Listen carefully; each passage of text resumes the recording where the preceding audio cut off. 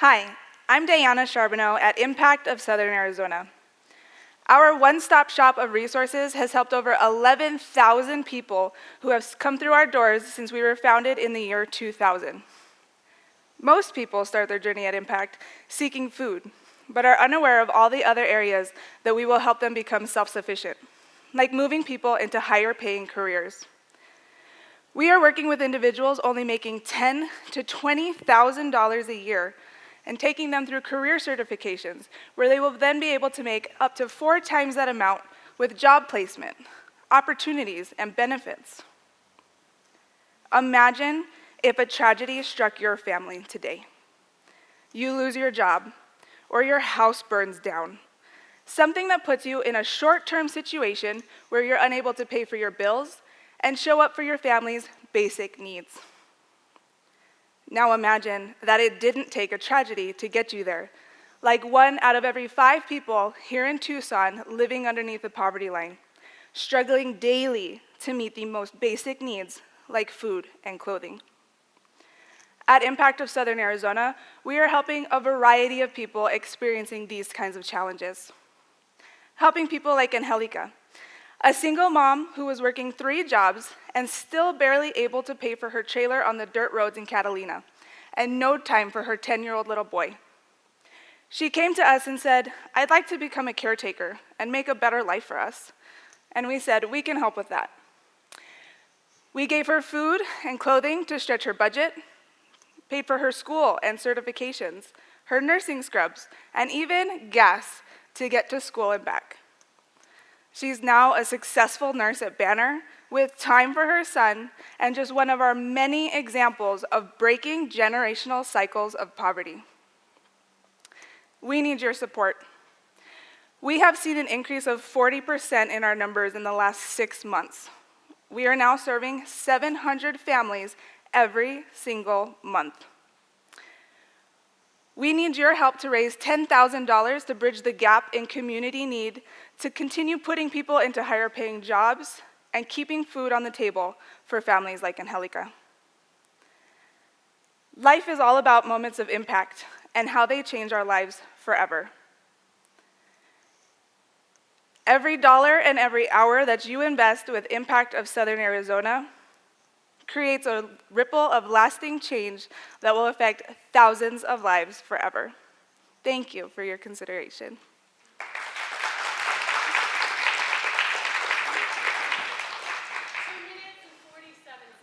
All right. We just added that last line, that's why I was a little... Great job, Diana. I'm going to start with Laura. Okay. Hi, Diana. Hello. How are you? You Wonderful. feel good about that? Awesome. You kept a really nice tone, and you were very direct in your speech. I really liked a lot of things about it. But I'm going to dive into the things, of course, that I think you could do to make it better. I'm going to leave it to everybody else to talk about how you started the speech, which I do think is problematic, and I would change it and start the way you did last time, right, with the imagine, and then go into Angelica, and then go into that piece. And there's a reason that we do that, and it's because we want people to get into an emotional space where they care about what you're saying before we start with all the analytical stuff. So I'm going to skip to the ask. So your ask is very need-based, as opposed to sort of like investment-based. So you say, we need your support because we're serving so many more families. We don't need anything. Those families need your investment, right? So I think that language needs to get turned around just a little bit so that it's more like you can invest in someone like Angelica. And really what you're saying there is not need-based at all. You're saying if we invest in her, we get this, such an incredible return because now she's working, she can be with her kids, she got her education. That was so great. So I would urge you to take that "we need your support" piece out, and instead something like, I invite you to invest in people like Angelica, something like that. And also the $10,000 gap in community need. If we're talking about like community need, $10,000 is too small, and I'm guessing that's not really the gap. There's more gap than that.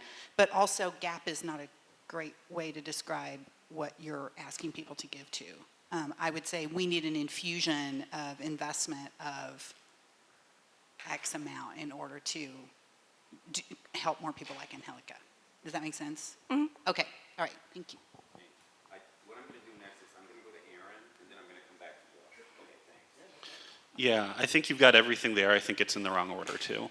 I would start with imagine if a tragedy hit you, go through that, which I think you did last time.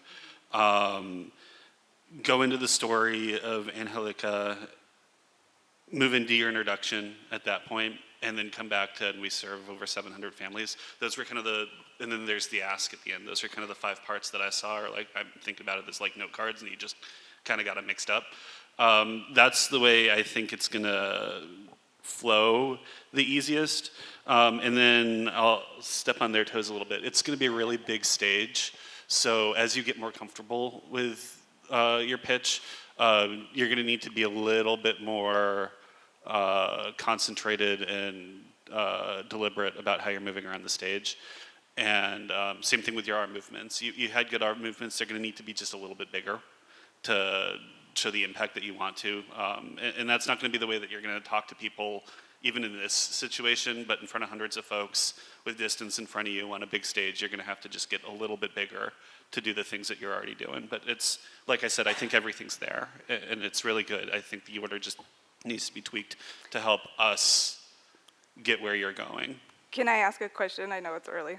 So one of the reasons we changed the way was because of we haven't seen our sizzle videos, and the way our sizzle video, I believe, is going to end is a very positive note. So do you think I should shift down into the imagine still? Yeah. I would really think of the two as separate things. You know, we're going to be looking at the pitch. And I don't know, have they been told to look at them as something cohesive? Have they been told to look at the sizzle videos and their pitches something cohesive, or they're really separate pieces? So do think of your pitch as a standalone, because we haven't seen the sizzle videos yet, and the sizzle videos are only 30 seconds. So do try to think of your pitch as its own body of work that the sizzle video complements and sort of welcomes you on stage. Okay, great. Thank you. Go ahead, you two. Okay, so I'm going to, Michael. Great. Wonderful work. It's great to see you up there. Yeah, you have everybody has a wonderful stage presence, and you seem really confident up there, which is lovely. I agree with Aaron that we call it blocking in theater, and I think it's okay to think about that in this scenario as well. Almost to memorize like where you move and when, and to do it boldly. So sometimes we shift because we're nervous, or we just step a little because we're nervous. We're like, oh, I'm just going to take 3 steps because I don't want to look, awkward up here. But I think what looks the least awkward is just like making a choice, and you cross here on this part, and you cross over here on this part, and you plant yourself like when you want to plant yourself. You don't have to move a lot, but just know when you're going to move. Almost memorize that as part of the script. The other thing I would add is we have a saying in theater that's practice like you perform. So what I would suggest is when you start this pitch and you practice from now on, don't say anything. Like pretend you're on that stage and just like come on as if you have that audience in front of you. If you do that, you get used to what that feels like, so it doesn't feel like a surprise when you get up there. You don't have that chance to talk or adjust in ways that you feel comfortable in this group. Just pretend. We pretend a lot in theater. Oh, I think you wrote this down, so I'll let you say it. If you don't, I'll grab the mic back. Okay. Be careful of not, you look so confident and great up there, and you are delivering everything so lovely. In those few moments when you were struggling for what you were about to say, don't let us know.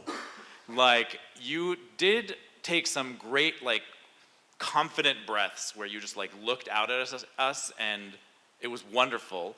If you're struggling for lines, don't look up at the ceiling. We always do, a lot of actors do this all the time. We look up at the ceiling for lines, right?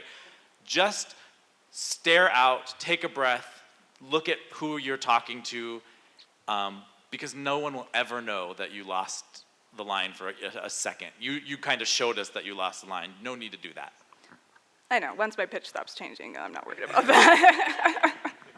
Yeah, that has a lot to do with it. Michael said everything I needed to, I'm kidding. So, no, that was great. I will say I saw you take a breath at the beginning, which was fantastic. You do seem very confident. Everybody seems so far, the two. You smiled. You have a great smile. Don't be afraid to just show it at the beginning because it invites us in immediately, which is amazing. Yeah, I guess I'm going to kind of echo him a little bit. The blocking, I agree with that. A good way to do this is maybe start, once you get everything solidified, try to stand still and do it.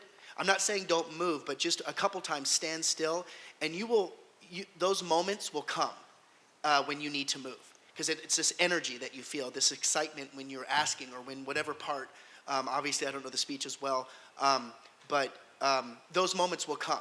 And when you feel that need to move, not because of nerves, but because you're excited about, something in the speech that excites you, then I think that will come to you and you'll feel it and you go, oh, that's when I should move. So find those and treat it like it's blocking, like this is where I should move. And the more you do it, it'll start feeling very natural.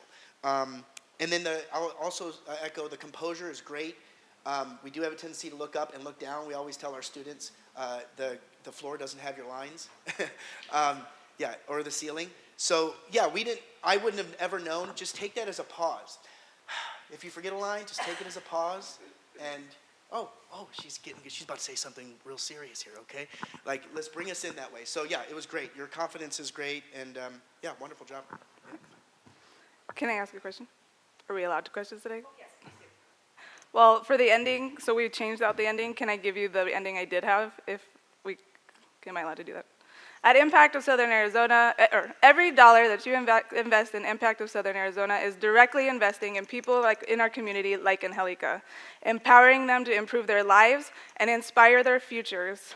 And there was something else, but is that a better? Yes. Okay. Okay,